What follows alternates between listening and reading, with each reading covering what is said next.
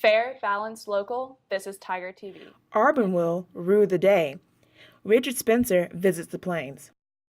From the heart, citizens of Auburn get active for a good cause. And later, a consumer report on your favorite fast food place. Good evening. I'm Lauren Yeomans. And I'm Ariel Cochran.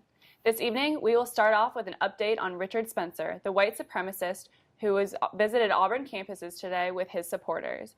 Antifa members from Atlanta were also present on Auburn's campus. 3 protesters were arrested for fighting, and over 1,000 students were on campus protesting the speaker. The 2017 Super Bowl champions, the New England Patriots, were honored at the White House Wednesday. Some members were not in attendance because of their conflicting political views. The City of Auburn Public Safety and Auburn University Public Safety is trying to get civilians active in learning what to do in the case of the threat. Reporter Ariel Cochran has this story. In response to recent events in Turkey, France, and Germany, many U.S. citizens question their safety. I spoke with local law enforcement about how Auburn protects the civilians.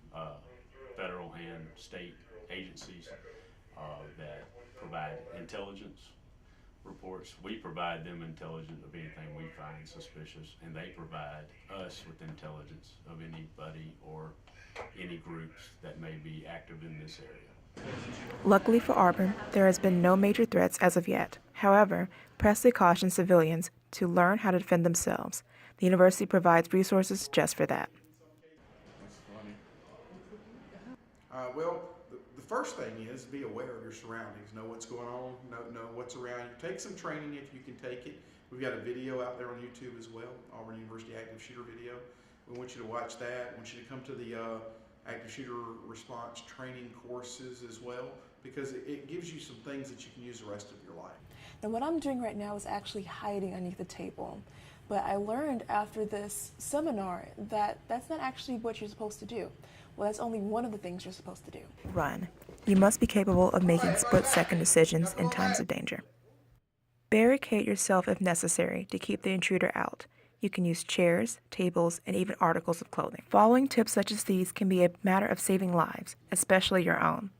This is Ariel Cochran, reporting for Tiger TV. Life does not end with arthritis. The City of Auburn provides programs for the elderly to treat and prevent ongoing symptoms of joint pain. The classes are held both at Opelika and Auburn. Health Plus in Auburn houses the arthritis-stricken people every Monday, Wednesday, and Thursday mornings since January. The director of the program educates them about the disease before they dive into rehabbing. So we've had a lot of good feedback on people just saying that they find they're able to walk longer than they did, either right after their incident or right when they first started the program. The most common form of arthritis in the class is osteoarthritis. Everyone doesn't suffer from the same kind, but they share a common discomfort: joint pain and loss of energy. Well, it's very difficult to do things with my hands because my fingers are very stiff and arthritic. It's difficult to pick up things. It's difficult to stoop down. Moving those joints and maintaining tip-top shape is as close to a cure of arthritis as it gets. And pull, or your pants. I need to get it in early because apparently that can make the difference between whether or not I get arthritis or whether it'll ease my symptoms even. Walking is a big part of the class and proves to have lasting effects. In response to the executive order by President Trump, the Auburn Muslim community considers whether the city is a place they would like to call home. Ariel Cochran covers this story. The Muslim ban, initiated on January 27 by President Trump as an executive order, banned entry for 3 months for citizens from 7 countries with a majority Muslim population. Many U.S. Muslims have been affected by this order, including the community in the Auburn-Opelika area. I think this is what I see as a securitizing move. And what I mean by that is that the goal is to make people so frightened and give them such a sense of urgency, terrorism, that 9/11 was even invoked in the executive order, that they are willing temporarily to set aside those moral and constitutional constraints that would prevent them from allowing the president to do whatever he wants, which in this case involves taking away substantial freedoms. In a recent study by Pew Research Center, the U.S. has an estimated population of 3.3 million Muslims. To put into perspective, that is the equivalent of filling Jordan-Hare Stadium 38 times over. The travel ban in many ways have affected Auburn Muslim citizens, ranging from inability of seeing relatives to the threat of barred re-entry even with the possession of a green card. With such an impactful order, do the Muslims of Auburn feel supported during this time? We have to be careful because we don't want a we don't want a government that feels that it has to be responsible to a specific religion. I think we need a government and a society that is supportive of any practice of faith or no faith in the best way possible. For Auburn students affected by the ban, these times can be filled with uncertainty. Even so, programs such as the Muslim Student Association and the International Student Organization make strides in supporting its students. This is the International Student Organization, and it's there to just make like the transition of international students like very healthy and to make international students feel at home, because this is like their second home apart from their homes, and then to be able to create a meaningful relationship between the domestic students and the international students. This town, really good people. I mean, I've been enjoying myself here, and sometimes I feel I can call this my second home. As of early February, the travel ban remains blocked as a judge panel in the Ninth Circuit Court of Appeals ruled against reinstating the travel ban. Ariel Cochran, Tiger TV. Now for our live traffic report. What you see right now is footage from the City of Auburn webcam located on the corner of South College Street and Magnolia Avenue. We also have footage from the webcam on the corner of North Ross Street and East Glen Avenue. Dreamers Corner is experiencing light traffic in anticipation at the 5 o'clock rush hour. Meanwhile, in North Ross and East Glen, light and steady traffic. On Gay and Magnolia, a steady flow. You can access these webcams on www.tigertv.com/traffic. And now for our commuter report by Monique Cowan. Monique? Traffic is flowing steady on I-85 to Atlanta, but right past the exit, traffic is a bit slow due to a 3-car accident blocking both lanes. Be prepared if you're going down I-65. Traffic is stop and go, so make sure you have plenty of time to reach your destination. This was Commuter Traffic Report. I'm Monique Cowan, Tiger TV. Auburn's equestrian team makes strides towards a perfect season. And later, see how Auburn citizens are staying healthy for the right cause. Stay tuned. Expressions of a Brave Heart is teaming up again with the Social Work Department at Auburn University to debate the Center for Work and Purpose. Monique Cowan has a story. CPP was created to provide a place for young adults with developmental disabilities to continue their education after high school. Each participant has a busy day starting at 8 a.m. and ending at 3 p.m. We try to make sure that we're moving a lot. We do yoga first thing in the morning. We do a little bit of stretching. We take our daily walk, and that walk is usually about an hour to an hour and a half. The route that they take varies sometimes by the day, but it's usually between 1.5 to 3 miles. They walk around the community and campus with pedometers to keep track of their steps. Then we also do enrichment classes, which provides some art and some music and community involvement with either the university or with community members here in the church or community members in Auburn. So we do basic math, basic day of the week stuff, weather. We want to keep those important life skills. I just think it's important for the community to know that we're here and that we're fun and we're worth them hanging out with us. So that's my main job here. Participants aren't the only ones affected greatly by the program. I am gaining, number one, a lot of work experience because my bachelor's is in psychology, and so I want to be a child psychiatrist eventually and work with special needs population. So I'm getting a lot of experience, and I'm getting a lot of just insight on how everybody works so differently, or everybody is so different. To learn more about how you can help out, contact the Social Work Department at Auburn University. The Auburn University equestrian team won the 2016 Southeastern Conference Championship and the National Collegiate Equestrian Association Championship, but the team is making strides off of their horses as well. Here is Margaret Hurt reporting from the Auburn University Horse Center. Academics and giving back to the community that supports them.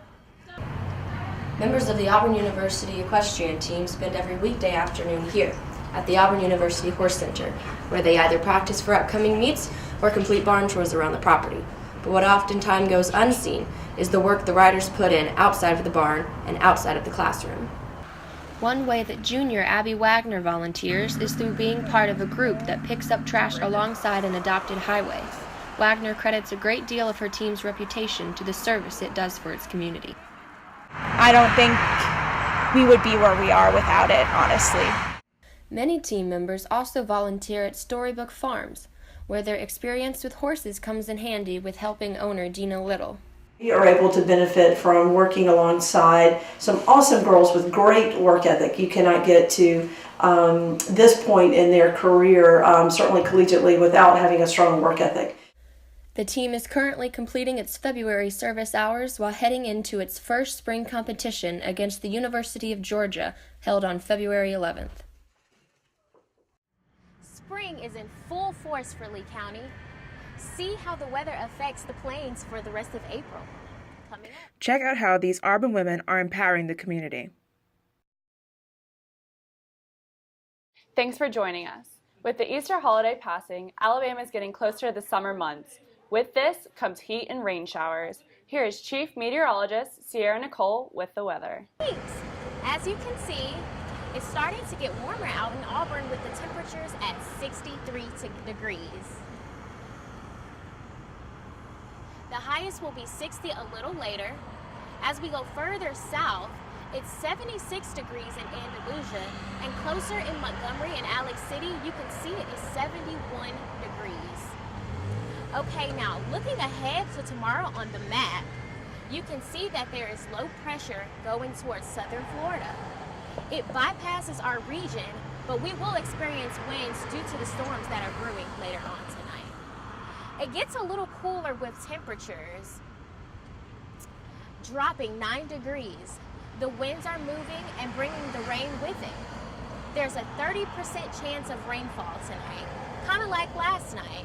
Today the skies are brighter, but later on we will see the clouds move in. And through the weekend, the radar shows highs leading into the week.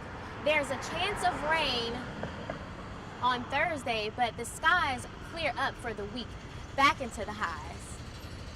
Even the nights are warmer than they have been this past few weeks, with it in the 30s.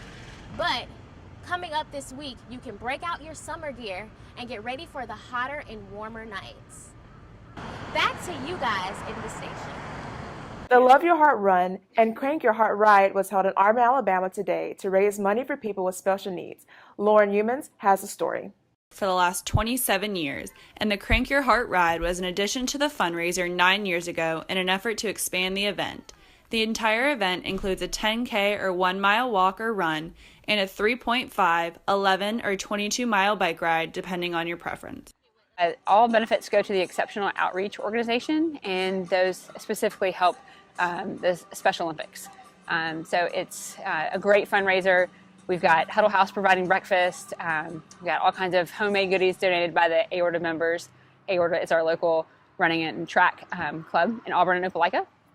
And lots of volunteers. So today's crowd was probably between 200 and 300. And there's been as many as 400 plus before. So maybe the rain kept some away today.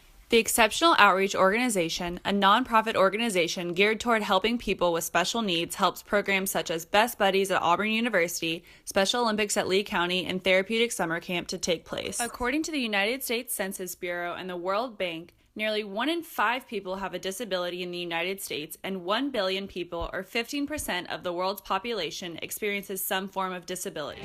The fact that this fundraiser raises most of the funds for that camp is people like us can send our children very affordably. Stories like Jean and Stacy's is what makes this fundraiser so important. With Tiger TV, I'm Lauren Yeomans. Women of Auburn and Opelika are teaming together to share their expertise. Monique Cohen has the story. At the start of 2017, the women of the Junior League of Lee County are inspiring each other. We held our first Empower, which is a leadership institute presented by the Junior League of Lee County. Part of our mission is to develop women, so we felt like there was a need for some leadership training in this area. They received over 70 RSVPs, although they only expected 50 women to come. I was hoping that they would be inspired, maybe find some tips to better their situation, hear from 6 local successful women about ideas, strategies that have worked well for them in their successful careers. Since we're the Junior League of Lee County, I wanted to have somebody from Auburn as well, and I knew Megan and I knew that she did a great job for the city. I'm the Deputy Economic Development Director. Our base mission is to recruit jobs and taxes for the city to help city budget so that we can implement other programs the city would like to do. The best advice, I think we kind of laugh when you're in an adverse situation, is take a deep breath before you respond to anything. And I think I've learned, and a lot of the women that also spoke today, that it's important so that you give the best answer and not necessarily your gut reaction. This is Monique Cowan, Tiger TV. The Auburn softball team is home for the weekend. More on sports when we return. KFC is changing it up. See how the Kentucky Fried Favorite is improving its recipe. Sports reporter Margaret Hurt has the latest of what's happening on the Plains. Margaret? Thanks, Ariel. I'm in the locker room of the Auburn equestrian team, who last year won the SEC Championship and the NCEA National Championship. This year, the Tigers fell short of the SEC title, losing to the Georgia Bulldogs by 1 point in the semifinals. The Tigers traveled to Waco, Texas earlier this month for the national championship, beating South Carolina 12-4 to advance to the semifinals, but again lost to Georgia 9-7. The team finished their season winning 10 of 15 meets. This weekend, the Auburn University baseball team is heading to Starkville, Mississippi for a weekend series against the Mississippi State Bulldogs. The Tigers just won their home series against Arkansas last weekend and is now ranked 7th on the NCAA Top 25 rankings list. Auburn has won 8 of its 12 games played on the road this season and is looking to continue their success with a sweep over their 10th-ranked SEC opponent. Auburn's 2015 and 2016 SEC championship-winning softball team will also be facing the Mississippi State Bulldogs this weekend for a home series. After the Tigers won the series against the Bulldogs last season, they went on to have a 17-game winning streak. The Tigers will be coming off a 2-1 series win against South Carolina on the road and have only lost 4 of 29 games played at home. Having a home field advantage against the Bulldogs this weekend will be a big asset to the team. Last weekend, the Auburn track and field team hosted the War Eagle Invitational. Distance runner Rachel Gibbons won the women's 3,000-meter steeplechase, and hurdler Sashel Brown won the women's 400-meter hurdles with a personal best time. Several other Tigers also had successful performances throughout the events. This weekend, the team is in Philadelphia competing in the Penn Relays, which is the largest track and field competition in the U.S. The Tigers will compete this Thursday and Friday. Back to you, Ariel. The chicken you know and love is getting an upgrade. KFC has recently changed its methods of breading its chicken. The fast food chain originally breaded their chicken at their production site, where it was frozen and then shipped across the country. Now, the chicken is breaded in-house in local restaurant locations. KFC believes that doing this will revive business and court younger customers. It's pretty interesting, right? I see that a lot of new food chains are trying this method. I believe Wendy's was the first who really made it clear that they wanted to do non-frozen meat. Right. Yeah. They talk about refrigeration trucks and how that's their staple. I even went on Facebook and Twitter and said some pretty rude things about it. So it's really interesting. So I need to try KFC now. I know. I might have to take a trip down there. Maybe we can go together. All right. Sounds good. Well, that'll be all for the 6 o'clock hour. Thank you so much for joining us. With Tiger TV, I'm Lauren Yeoman. And I'm Ariel Cochran. Have a good evening.